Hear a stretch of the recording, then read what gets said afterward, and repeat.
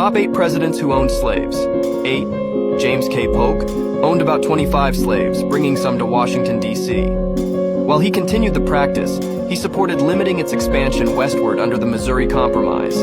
7. John Tyler owned 70 slaves and was rumored to have fathered children with enslaved women. Although he believed the institution would die out, he still supported its expansion when economically beneficial. 6. James Monroe owned up to 70 slaves. As Virginia's governor, he dealt with Gabriel's rebellion and feared abolition would lead to violence. 5. Andrew Jackson owned over 100 slaves at the Hermitage Plantation. Harsh toward abolitionists, he actively punished runaway slaves and even had slaves as servants in the White House. 4. James Madison owned about 100 slaves at Montpelier.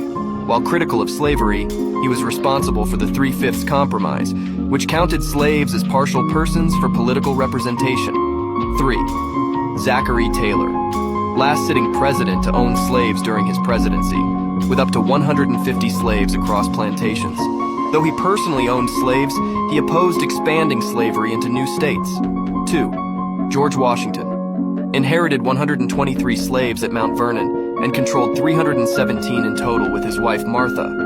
Ordered his slaves to be freed upon his wife's death, which she fulfilled in 1801. 1. Thomas Jefferson owned over 600 slaves and saw slavery as a moral depravity, but still profited from it. Had children with Sally Hemings, freed only a few slaves, and feared emancipation would divide the nation.